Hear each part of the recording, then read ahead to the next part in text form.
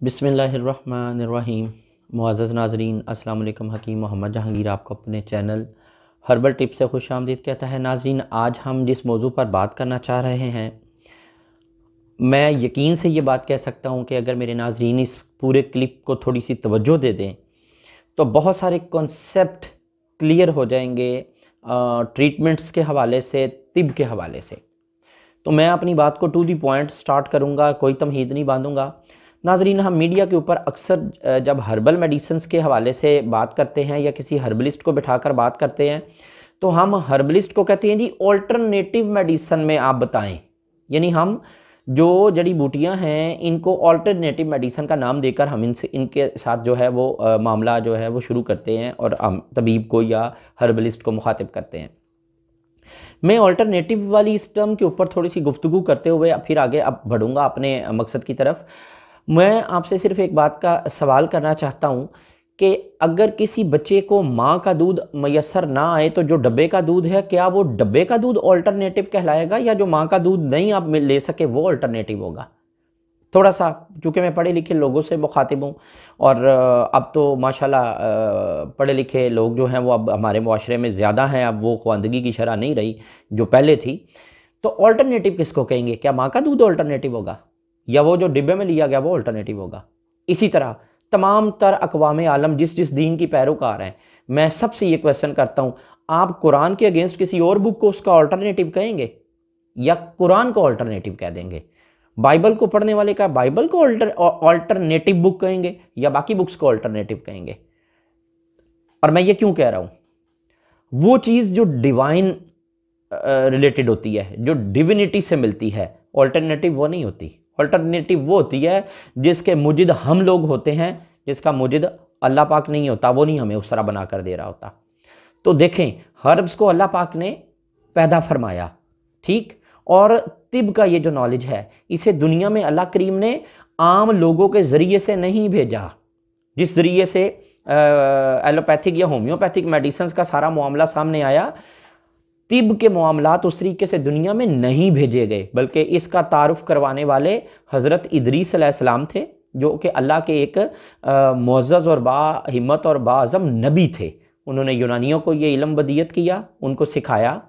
और मैं आज के बाद कभी भी हिकमत को या तिब को तिब यूनानी के नाम से कभी भी दोबारा नहीं कॉल आउट करूँगा, क्योंकि तिब को मुतारफ़ करवाने वाले अल्लाह के पाक से लेकर आने वाले और अल्लाह पाक के हुक्म पर आगे अता करने वाले नबी थे। तो ये तिब नबवी ही कहलाएगी। उसमें मेरे आका मोहम्मद मुस्तफ़ा सल्लल्लाहु अलैहि वसल्लम के रेफरेंसेस भी हैं और हज़रत इदरीस अलैहिस्सलाम जो कि ख़ुद अल्लाह के नबी थे। तो ये तिब नबवी ही कहलाएगी, तिब यूनानी नहीं, क्योंकि मुजिद यूनानी नहीं है, अल्लाह के नबी हैं। तो मैं अब आपसे ये क्वेश्चन करता हूँ कि क्या अल्लाह की तरफ से अता करदा नॉलेज और अल्लाह की पसंदीदा जो चीज़ें हैं वो आपके लिए ऑल्टरनेटिव हैं? और जो चीज़ें आपने ईजाद की, जिनके साइड इफ़ेक्ट्स आप देख भी रहे हैं, बखूबी देख रहे हैं, लेकिन उसको आप ऑल्टरनेटिव नहीं कह रहे, तो ये ज़्यादती मत कीजिए, क्योंकि ये ज़्यादती आप मेरे साथ नहीं कर रहे, ये साथ ज़्यादती आप हुक्मा हजरात के साथ भी नहीं कर रहे। ये ज़्यादती डायरेक्टली आप अल्लाह की अता करदा नेमतों के साथ कर रहे हैं, अल्लाह के नॉलेज के साथ कर रहे हैं। डायरेक्टली यूँ कहना चाहिए कि आप अल्लाह के साथ कोशिश कर रहे हैं ज़्यादती करने की, कि जो वो अता करता है वो आपके लिए ऑल्टरनेटिव है और जो आप बनाते हैं वो मतलब जेन्युइन चीज़ है। गंदम आपने पैदा की, पुदीना आप उगाते हैं, कलवंजी आपकी रज़ा से उगती है, लौंग आपकी रज़ा से उगता है, दारचीनी को आपने उगाया था दुनिया के अंदर नहीं। तो ऑल्टरनेटिव वो है जो आपने बनाया। अल्लाह ने दारचीनी पैदा फरमाई, वो ऑल्टरनेटिव मेडिसिन नहीं है। अल्लाह पाक ने गंदम को पैदा किया, वो ऑल्टरनेटिव नहीं है। अल्लाह पाक ने राइस पैदा किया, चिली पैदा की, क्लोव पैदा किया, सिनामोन पैदा की, मोरिंगा यानी सुहांजना पैदा किया, जैतून पैदा किया। These all types of herbs are not alternative medicines. तो प्लीज इस्लाह कीजिए अपनी और थोड़ी सी सिंपैथेटिकली देखिए इस बात को कि आप कर क्या रहे हैं अल्लाह के दिए हुए नॉलेज के साथ। आज तक कोई बड़ा नुकसान तिब ने नहीं इंसानियत को पहुंचाया। बहुत बड़े बड़े नुकसान से आने वाली जदीद जो तिब है उसने हमें दो चार किया है। बहुत सारे ब्लंडर हमारे सामने आते हैं जिन्हें हम देखते हैं, सुनते हैं, लेकिन इसके बावजूद इग्नोर कर जाते हैं, क्योंकि हमें सिखाया यही जाता है कि इग्नोर करें। तो मेरी गुजारिश है कि ये ऑल्टरनेटिव की टर्म मत इस्तेमाल करें हमारे लिए। दूसरी बात, जो लोग ये कह देते हैं बड़ी आसानी के साथ है कि हम हिकमत को नहीं मानते, वो चीज़ ये जहन में रखें अपने कि हिकमत कुरान का मौजू है। अल्लाह ने कुरान को किताबुल हिकमा भी कहा है। इस एक बात। नंबर 2, हम बीइंग मुस्लिम्स क्या अपने रसूल सैयदना अहमद मुज्तबा मोहम्मद मुस्तफ़ा सल्लल्लाहु अलैहि वसल्लम को क्या आपको ऑल्टरनेटिव पैगंबर कह सकते हैं कि फ़लाँ पैगंबर का बदल है जी आप?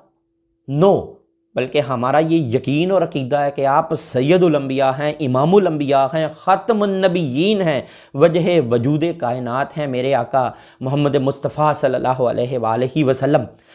तो फिर जो कुछ आप अता करेंगे वो अल्टरनेटिव नहीं हो सकता, बल्कि जो आप अता करेंगे वही असल है। बाकी सब बकवास है, धोखा है, इबहाम है, बाकी सब कुछ जहन्नम की तरफ लेकर जाने वाला है। तो तिब नबवी, हर्ब्स का इल्म, ये मेरे आका अलैहिस्सलातु वस्सलाम ने भी अता किया।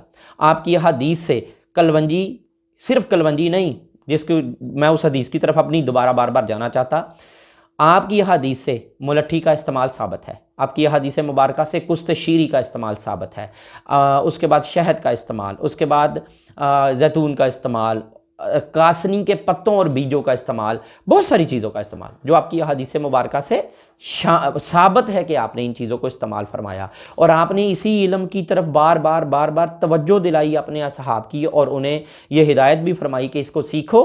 यहाँ तक कि एक हदीस के अंदर आपने फरमाया कि 2 इल्म अफजल हैं, इल्मुल दीन और इल्मुल अबदान।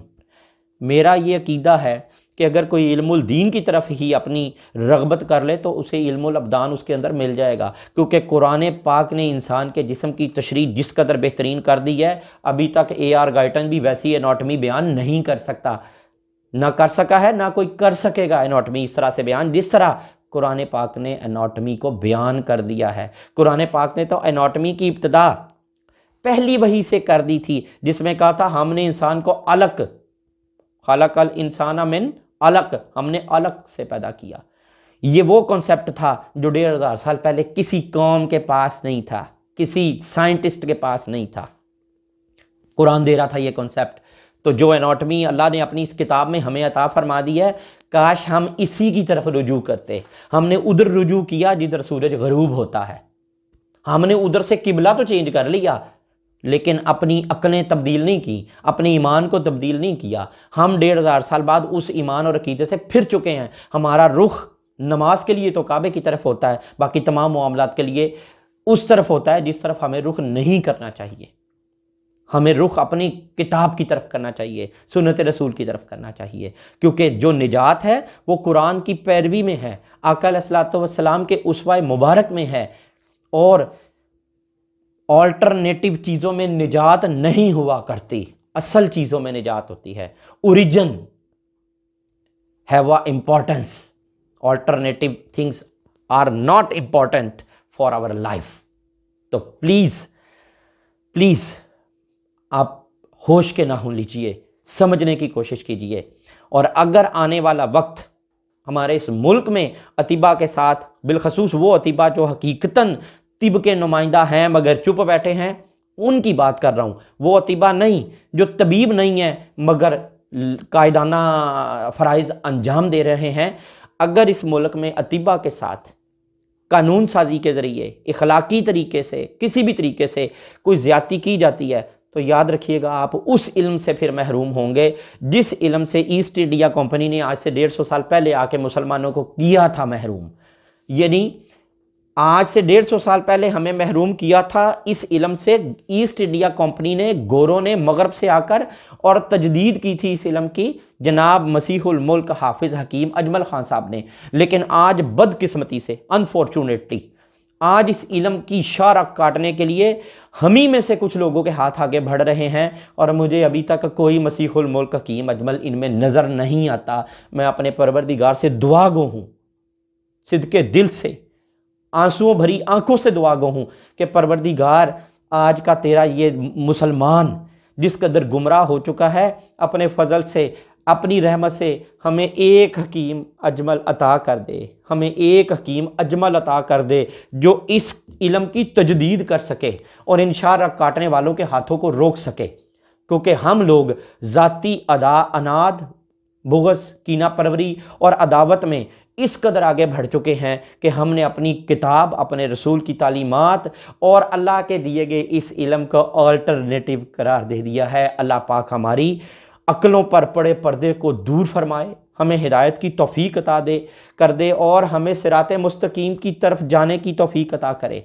हम समझ सकें कि हम कर क्या रहे हैं अपने साथ और अपनी आने वाली नस्लों के साथ।